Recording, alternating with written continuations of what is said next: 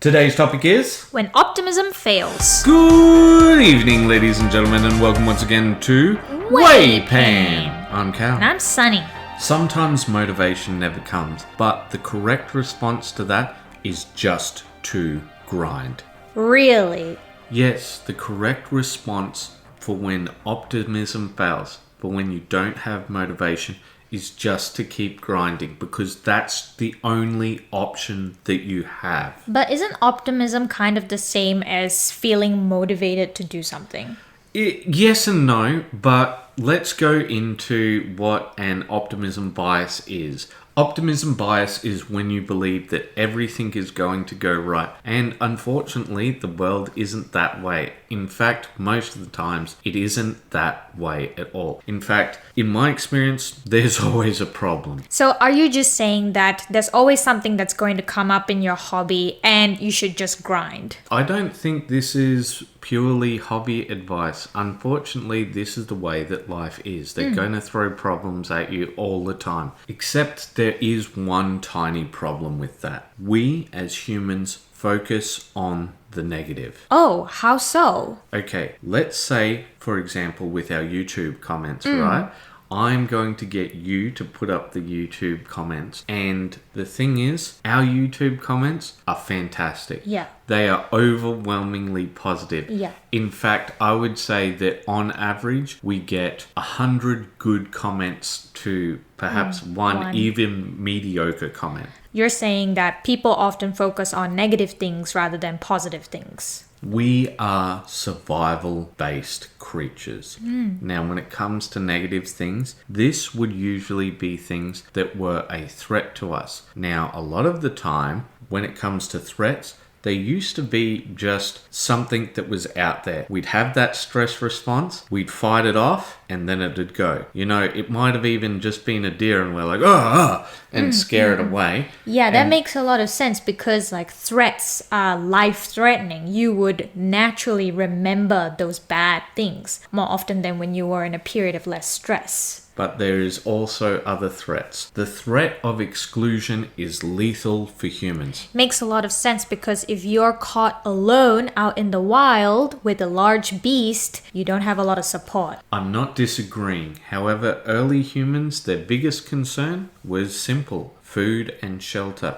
And in a group, you had more access to that. And this is why we fixate on our mistakes, because we don't think of ourselves as an individual, we think of ourselves as a community. And we think about these in response to other community members. That's why when people have a go at us, we have such a visceral reaction. Right, okay, that makes a lot of sense. But how does this relate back to optimism in the hobby? Paradoxic to what I just said, humans have an optimism bias. Depressed people actually have a more realistic view of reality instead of just regular old normal people. So would you say that an optimistic person would think of a better result even if it's not achievable in a negative situation? Most people think of themselves as more handsome or beautiful than they are. Okay. Most people think that way because it leads to better results. If you think that you look better than you are, you're more likely to ask that person out, right? Yeah. All right. Now, when it comes to this, it's not just these simple social things, right? It's also if the saber-toothed tiger comes and you think, I can fight it, I can win, you're more likely to fight. If you are simply depressed, if you are withdrawn, sullen, you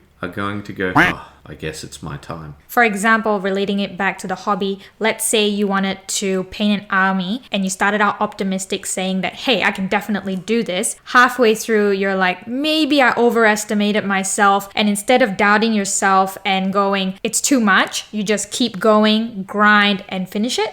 We have gone over various strategies on how to paint an army. We've done various things on big project motivation. But essentially, the answer is yes, just grind. Just get it done. Because when it comes down to it, unfortunately, that's the only answer that works. Do you remember that big project we did with Dungeons and Lasers, the terrain one? Oh yeah, definitely. Because with that one, there were times where we felt that we should take a break for maybe a week or two and then continue on after that. But if we hadn't had just gone week after week after week, even if it was just a little bit, we wouldn't have done it as quickly as we did. Especially when it came to the cobblestone streets, because there was so many of them and it didn't feel as if we were progressing that far forward with them. Yes, correct. And we just felt like, just wanted to get it done and over with. But when we just pushed through that just little stretch, we got it done and you're like, whew, yes, that's done now. Let's move on to the next thing. And not only that, we felt more motivated later on. The more we pushed, the more we got there, the more motivation we felt. Remember when we did some more advanced techniques for the Moroccan castle where we did the marble flooring? Yeah, we also did the plastered walls and texture as well. That was really nice. Yeah, and I think that we never would have gotten there if we hadn't have had that grind mentality. And once you get past a certain part, then you feel that motivation start to come back. And that's also something I want to bring up about why we always say keep those brushes wet is because the process of just putting paint on your brush makes you think that you've already come this far to sit down in front of a palette, in front of a model with a wet brush. You might as well just paint. It's the same thing. You might as well just keep going and finish. And on that point, I would like to end it there, and we would like to leave you with this bit of advice. Keep those brushes wet. Bye-bye.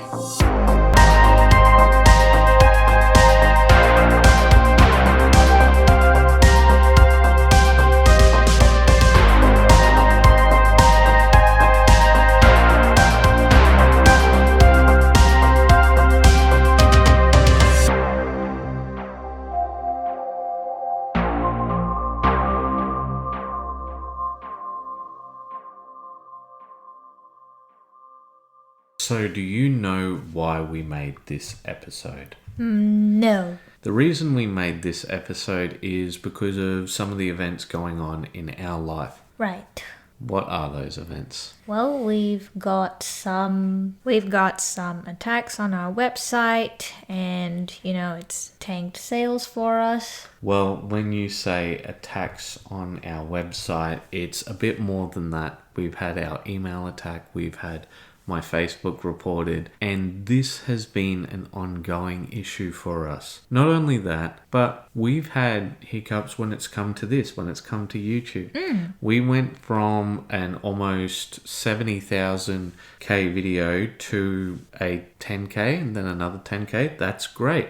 And then to 200 and then to another 200. And I'm not talking about 200,000. I'm talking about 200. Yeah. But we just kept going. Yeah. And that's what you have to do. It doesn't matter what happens. You've just got to keep going. Because these people who will have a go at you, they're going to keep having a go at you because that's who they are. Yes. And that doesn't mean you have to succumb to that or become what they want you to become. YouTube has surprised me with its positivity. If you just keep going at something, you can get results. We have spent a year on this channel, and for a year, we were at under 1,000 subscribers. 300. But in the past month, we have grown more subscribers in that month than we did in most of the year. Yeah. We grew over 1,000 subscribers in this period of time. Good things can come if you just keep putting the effort in. And I'm not saying that there's not going to be times where you're troubled and angry and frustrated. What I am saying is just keep going. Just keep grinding. Just keep fighting. Even when you feel that you can't, it's your only option. Just keep those brushes wet. Bye-bye.